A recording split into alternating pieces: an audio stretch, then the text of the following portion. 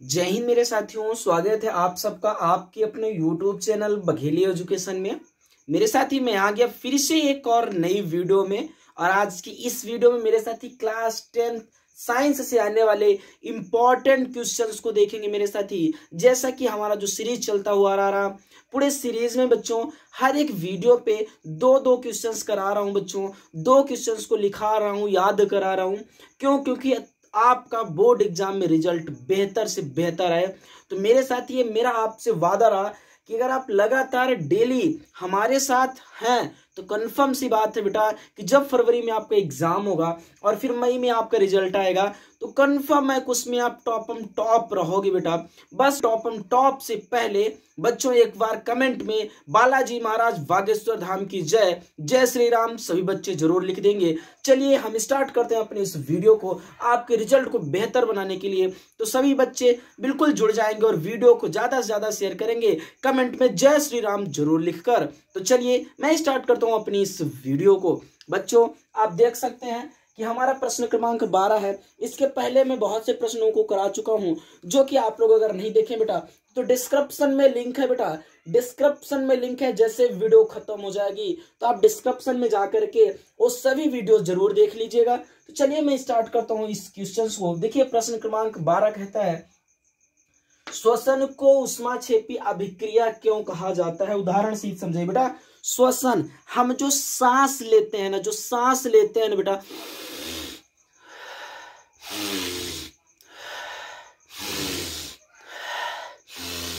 ये क्या होता है बेटा, हम सांस को लेते हैं ना, तो हम जब सांस लेते हैं तो इसे ऊष्माक्षेपी अभिक्रिया क्यों कहते हैं बेटा। ध्यान से समझना है, बहुत ही सटीक आंसर है और आप एग्जाम में पूछा जा सकता है बेटा। एग्जाम तो जरूरी है, साथ में यह प्रश्न बेटा किसी भी कंपटीशन में भी पूछा जा सकता है। इस बात को ध्यान में रखना, इस बात को ध्यान में रख करके इसका आंसर देखते हैं हम अपन। श्वसन क्रिया के दौरान, यानी जब श्वसन की क्रिया होती है, जब आदमी सांस लेता है तो क्या होता है, श्वसन क्रिया के दौरान अंदर ली गई ऑक्सीजन द्वारा भोजन के जटिल अणु विघटित होते हैं बेटा। जब हम सांस लेते हैं तो ऑक्सीजन हमारे अंदर जाता है बेटा, ऑक्सीजन हमारे अंदर जाता है। आप सब कोई जानते हो कि ऑक्सीजन अंदर जाता है और कार्बन डाइऑक्साइड बाहर निकलता है, ठीक है बच्चा। तो क्या होता है, ऑक्सीजन द्वारा भोजन के जटिल अणु विघटित होते बेटा। भोजन का जटिल अणु यानी भोजन के जो भी जटिल अणु हैं वह विघटित होते। विघटित का मतलब क्या होता है बेटा, टूटना। विघटित का मतलब टूटना। तो क्या होता है बेटा, जब भोजन के जटिल अणु विघटित होते हैं अतः वे अपचयित होते हैं। क्या होता है बेटा, अपचयित होते हैं। इस प्रक्रिया के दौरान ऊर्जा मुक्त होती है बेटा। इस प्रक्रिया के दौरान क्या मुक्त होती है, ऊर्जा मुक्त होती है। और हम परिभाषा में आपको बताया था ऊष्माक्षेपी अभिक्रिया की कि ऐसी रासायनिक अभिक्रिया जिसमें ऊर्जा मुक्त होती है उसे ऊष्माक्षेपी अभिक्रिया कहते हैं।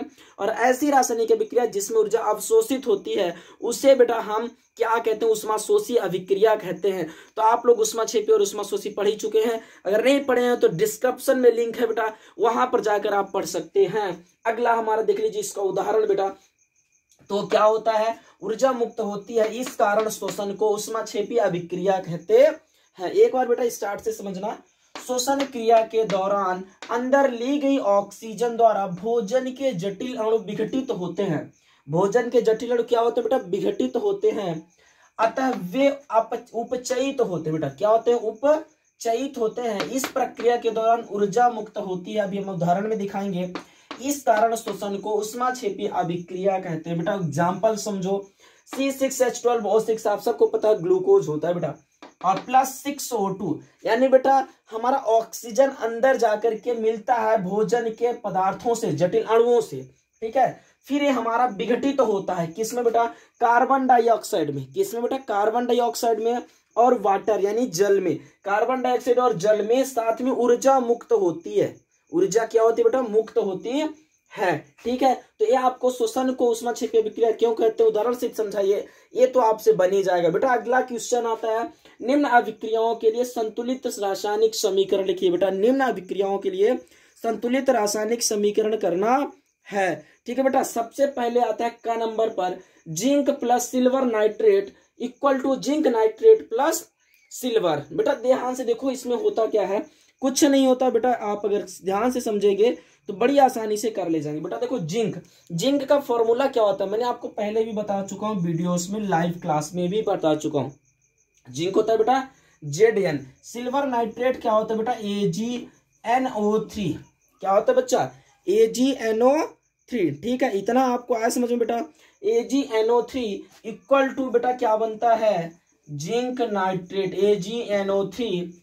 ठीक है बेटा AgNO3 प्लस सिल्वर यानी Ag। बेटा एक बात यहाँ पर इस बात को ध्यान में रखना है कि आपका जिंक +2 होता है, NO3 -1 होता है, यानी जिंक हमारा जब बनेगा तो 2NO3 में जाएगा। ठीक है बच्चा, ZnNO3 2 हो गया। अब जब ZnNO3 2 हो गया तो हमें बैलेंस भी करना पड़ेगा, संतुलित करना, जैसा कि निम्न अभिक्रियाओं के लिए संतुलित रासायनिक समीकरण लिखे, संतुलित भी होना चाहिए। तो बेटा संतुलित होना चाहिए, जिंक प्लस AgNO3, NO3 हमारा 2 हो गया, तो कंफर्म सी बात है कि हम इसके पहले 2 लगा दें। बेटा जैसे हम Ag के पहले 2 लगाते हैं तो हमारा Ag भी 2 हो जाता है और NO3 भी 2 हो जाता है। बेटा NO3 हमने 2 ले लिया, Ag 2 बच रहा है, यानी हम 2Ag कर सकते हैं। ये होता है मेरा आंसर इसका। हमने आपको इसके पहले भी संतुलित करना एक वीडियो में बता दिए बहुत ही आसान तरीकों से, अगर आपने नहीं पढ़ा है तो उसे जरूर पढ़ लीजिएगा बेटा।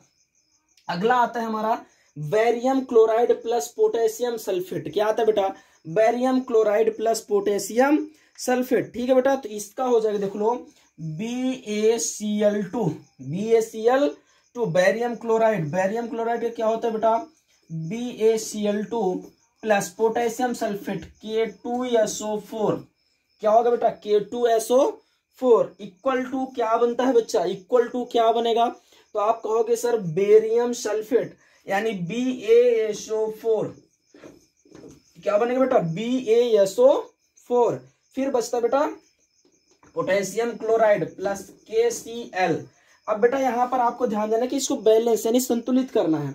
इधर K2 है Cl2 है, इधर KCl 1 है। बेटा हमें भी 2 चाहिए, दोनों साइड बराबर होना चाहिए। तो इधर हम बड़ी आसानी से 2 लगा दे तो हमारा K2KCl हो जाता है, जिससे हमारा संतुलित समीकरण कहलाता है।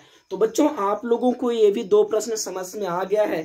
अगर नहीं आया तो फिर से एक बार वीडियो को देखिए, 2 बार देखिए, 3 बार देखिए, जरूर देखिए, जिससे कि आपसे सारे क्वेश्चंस बन सके। और जो अगर इसके पिछली वीडियो नहीं देखे तो कमेंट बॉक्स में सॉरी बेटा डिस्क्रिप्शन बॉक्स में आप जाकर के वो भी क्वेश्चंस पढ़ सकते हैं। तो चलिए बच्चों वीडियो कैसी लगी कमेंट बॉक्स में जरूर बताएं। चलिए फिर मिलता हूं आप सबसे एक और नई वीडियो में, तब तक के लिए जय हिंद, वंदे मातरम।